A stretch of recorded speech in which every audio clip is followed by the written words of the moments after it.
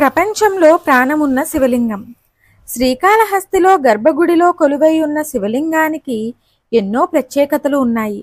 ఈ శివలింగాన్ని ప్రాణంగల శివలింగంగా భక్తులు విశ్వసిస్తారు. ఆలయం గర్భగుడిలో ఉండే అన్ని దీపాలు నిశ్చలంగా ఉన్న శివలింగం ఎదురుగా ఉండే అఖండ జ్యోతి మాత్రం ఎప్పుడూ రెపరెపలాడుతూ ఉంటుంది. వాయులింగంగా కొలువైన స్వామివారి ఉచ్ఛ్వాస నిశ్వాసల గాలి కారణంగా దీపం ఎల్లప్పుడూ రెపరెపలాడుతుందని నమ్ముతారు. దేశంలోని అన్ని ప్రముఖ శైవ క్షేత్రాల్లో శివలింగానికి అర్చకులు అభిషేకాలు చేస్తుంటారు. కొన్ని చోట్ల భక్తులకు కూడా అవకాశం ఉంటుంది. కానీ ఇక్కడ శివలింగానికి మాత్రం అర్చకులతో సహా ఎవరూ కూడా తాకరు.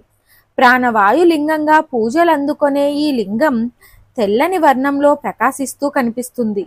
అందుచేత శ్రీకాళహస్తీశ్వరుణ్ణి కర్పూరలింగం అని కూడా పిలుస్తారు. నవగ్రహ కవచంతో ఉండే ఈ శివలింగాన్ని ప్రతిరోజు పచ్చకర్పూరంతో అర్చకులు తాకకుండానే అభిషేకిస్తారు. మరిన్ని ఆధ్యాత్మిక విషయాల కోసం మా ఛానల్ను సబ్స్క్రైబ్ చేయండి. వీడియో నచ్చితే లైక్ చేయండి, షేర్ చేయండి, కామెంట్ రూపంలో మీ అభిప్రాయాన్ని తెలియచేయండి.